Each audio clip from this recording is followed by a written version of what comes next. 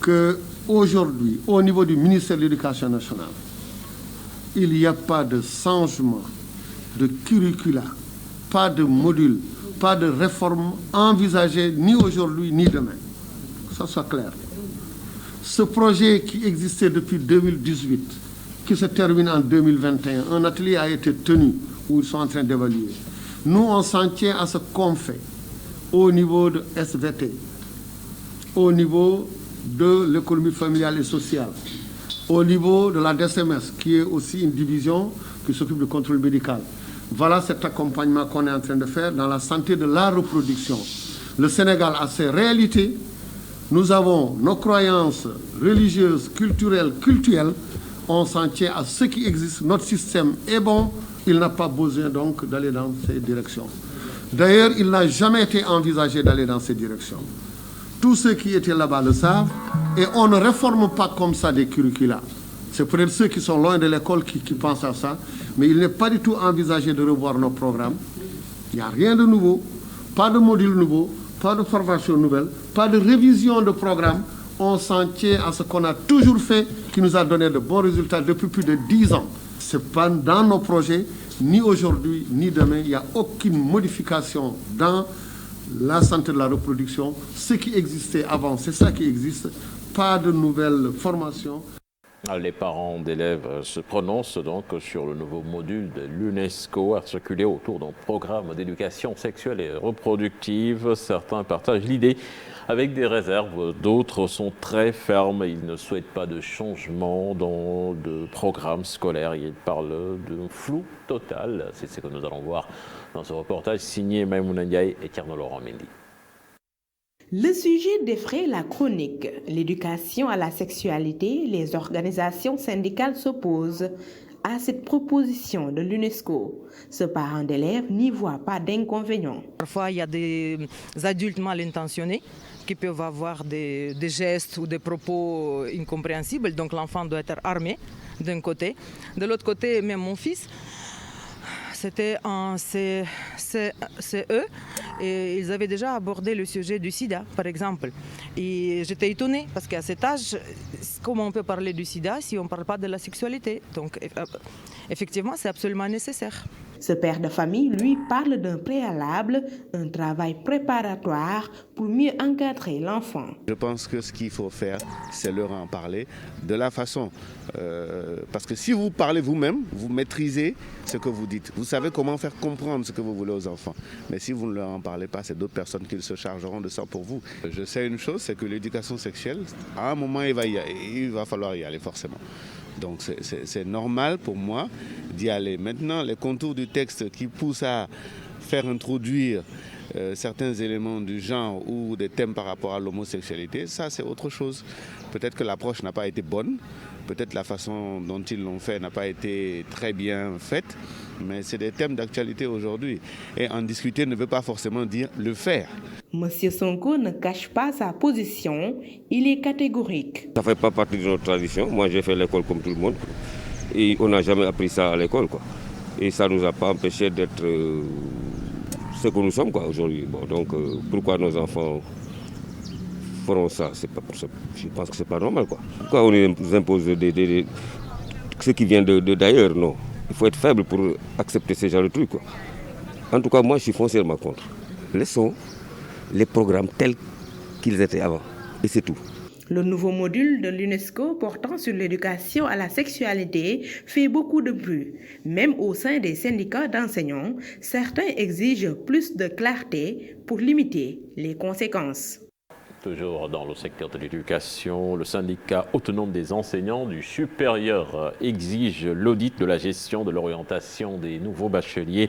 Il réclame aussi l'achèvement des infrastructures pédagogiques, sans oublier la recherche. Le SAES veut également une augmentation du budget des universités. Pape Faraning, Pape Sangonembaye nous en disent davantage. L'achèvement des infrastructures pédagogiques, la recherche dans l'espace universitaire sont les deux difficultés majeures évoquées par le SAES. Nous ne cessons de le rappeler. Les infrastructures pédagogiques constituent un véritable préalable pour un enseignement supérieur de qualité. Et quand on parle d'infrastructures, nous parlons donc des bâtiments qui doivent accueillir ces étudiants sur le plan pédagogique, mais également les équipements de recherche pour les travaux pratiques et également pour la recherche qui doivent les accompagner pour permettre à l'université de jouer son véritable rôle, qui est une université non pas d'enseignement seulement, mais une université ouverte sur l'enseignement et sur la recherche. Autre préoccupation du SAES, la question des orientations des nouveaux bacheliers. Le syndicat exige d'ailleurs l'audit de ce secteur.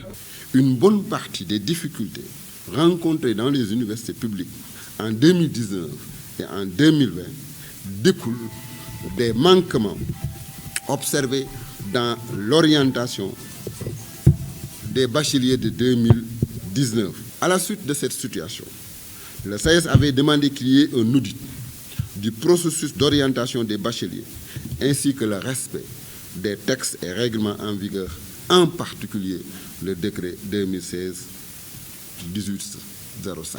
La priorité pour le syndicat, c'est aussi l'augmentation des budgets des universités.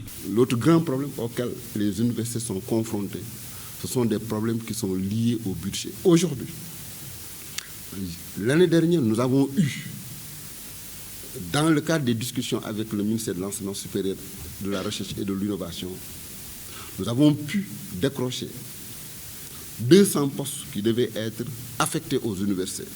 Les fonds correspondant à la prise en charge de ces postes ne seront mis à la disposition des universités que lorsque les recrutements seront faits et que donc les arrêtés de recrutement notifiés au ministère de l'Enseignement supérieur.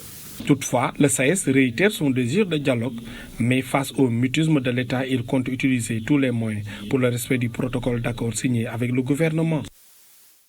Retour sur les 2 décès qui ont marqué le Sénégal ce lundi. Une grande perte pour notre pays suite au décès du général Niang, un homme honnête qui a servi son pays avec abnégation. La levée du corps donc a eu lieu hier à la mosquée omarienne avant que le défunt ne soit porté à sa dernière demeure à Yoff. Suivons les réactions de Famara, Ibrahim Assania et autres au micro d'Ibrahim Akan. J'ai conscience d'avoir perdu un ami. Quelqu'un boo xam ni lu mu dégg ci man mu wax ma ko lu ma dégg ci moom mu wax ko mu nekk ku déggu nag koo xam ne du tricher, un grand patriote maa ngi koy jaale Sénégal.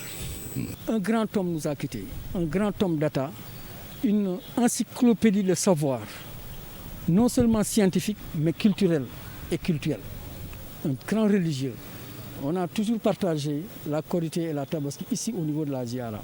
J'ai eu la chance aussi d'aller le voir quand j'étais allé rendre visite à mon ami Babmal malade à Londres. J'ai eu l'occasion de le voir, il était ambassadeur à Londres. C'est en ce moment que j'ai découvert qui était l'homme, qui est méconnu. C'est un homme qui a été utile à la politique de Senghor. Pas à la politique, il était dans la politique. Il a été important dans l'armée, puisqu'il a été sous-chef d'état-major. Il a été commandant de la zone défense Gambie. C'est là que je l'ai connu après l'opération Fodé Kaba. Depuis lors, nos relations étaient empreintes de respect.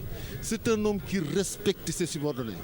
Quand le général parle, il faut ouvrir ses oreilles pour l'entendre. Il avait de l'empathie. Il pouvait vous conseiller. Il parlait doucement. Il parlait mot à mot. Moi, j'adorais sa diction. Voilà l'homme que nous avons perdu. Idrissa Diallo était un homme de valeur, un politicien hors pair et un militant averti qui aura marqué l'esprit des Sénégalais. C'est la vie de Khalifa Sall. Barthélémy Diaz, qui était présent également à l'enterrement à Yoff, parle d'une grande perte. Je vous propose de les écouter au micro de Mohamed Samba et Ababacar Camara. Je crois que rendre hommage à Idrissa, c'est le poser en modèle des hommes politiques. Je le disais aux femmes lors de la dernière rencontre. Ce qui fait un peu défaut dans l'engagement et la pratique politique dans notre pays, c'est cette absence de militantisme. On ne fait que de la politique. On n'est plus militant de quelque chose. Idrissa était militant. C'est un homme d'engagement. Nous avons partagé des valeurs et c'est ça qui est important. Vous savez, dans le compagnonnage que nous avons, la personne de Khalifa Sall importe peu. Et je le dis toujours, nous sommes ensemble parce que nous partageons des valeurs, parce que nous partageons des convictions. parce que nous partageons la même ambition de servir ce pays de manière puissante, de manière désintéressée, de manière forte. Et c'était ça, la part de relation avec Idrissa. Idrissa Diallo a été un excellent parlementaire, un excellent maire et un fidèle compagnon en politique. Nous avons servi ensemble dans le bureau politique du Parti socialiste, dans le comité central du Parti socialiste. Nous avons été ensemble parlementaires à l'Assemblée nationale et il a toujours été un homme de dignité. Idrissa aura été dans tous les combats pour les bonnes causes et les causes nobles. Il aura servi sa nation, je dirais sa République. Aujourd'hui, il nous a laissé beaucoup de valeurs. Idrissa aura été un compagnon de valeur, parce que c'était un vaillant homme. Nous avons connu d'abord un homme de principe. Il était de l'opposition, il soutenait le maire Khalifa Sall, il ne le cachait pas et il le défendait. Mais il était un homme de dialogue, un homme ouvert, un homme de principe, un homme responsable. Et je crois qu'aujourd'hui, nous avons perdu un grand ami. Nous étions devenus des amis, au vrai sens du mot. Nous nous fréquentions, nous nous parlions, nous évoquions d'autres sujets qui ne sont pas nécessairement d'ordre politique. Et nos familles aussi se connaissaient et se respectaient. Le regain de la Covid et l'appel à la vigilance du président de la République Macky Sall qui invite les Sénégalais au respect strict des mesures barrières. Pour le chef de l'État, faire entorse à ces mesures, c'est se mettre en danger, mais également mettre en danger la vie de ses proches. Macky Sall, que je vous propose d'écouter. Un appel à la vigilance, à la responsabilité et au respect des règles de prévention contre ce fléau mondial. À tous ceux qui continuent d'ignorer les gestes barrières, de négliger le port correct du masque, de ne pas observer la distanciation physique et pire, de nier l'existence même de la Covid-19, je veux dire ceci. Vous vous mettez en danger et vous mettez les autres en danger. Pensez aux morts et à leurs familles endeuillées. Pensez aux malades et à leurs souffrances. Pensez aux guéris qui gardent encore dans leur chair les séquelles de cette terrible maladie. Macky Sall, donc, qui s'exprimait à l'occasion de l'inauguration d'un tout nouveau service des maladies infectieuses et tropicales de Fann qui porte le nom du professeur Seydi. Le relâchement, donc, visible dans les lieux de commerce où, par exemple, le port du masque n'est pas respecté, le port correct du masque. Des opérations de nettoiement également se font de plus en plus rares. Illustration au marché Grand Yoff avec ce reportage signé Mamadou Fall et Mohamed Dian. Pas de mesures prises dans certains marchés concernant la deuxième vague de Covid-19 qui frappe de plein fouet notre pays. Au marché de Grand Yoff, l'heure n'est même pas à la désinfection, encore moins à la fermeture temporaire. Il n'y a pas une opération de désinfection, nous n'avons pas remarqué cela. Cela se faisait lors de la première vague, qui était plus difficile, puisque le marché a été fermé, ils n'ont pas désinfecté.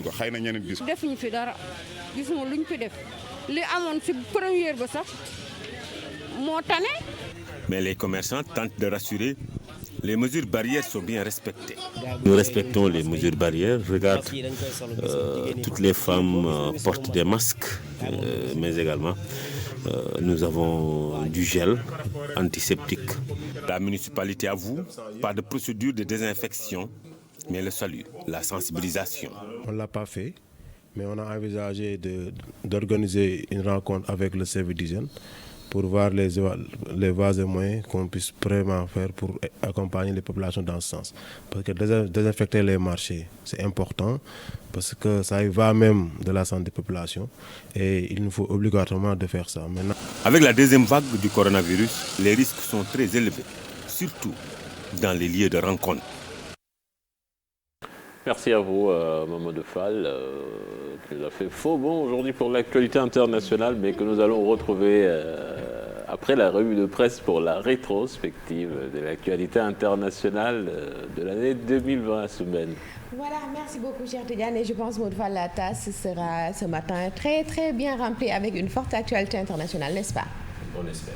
On espère bien. Avec votre équipe, Dissa Préra, Diaba Khaté. Avec Dissa, Diaba Khaté, Thierno Fall, il y a également...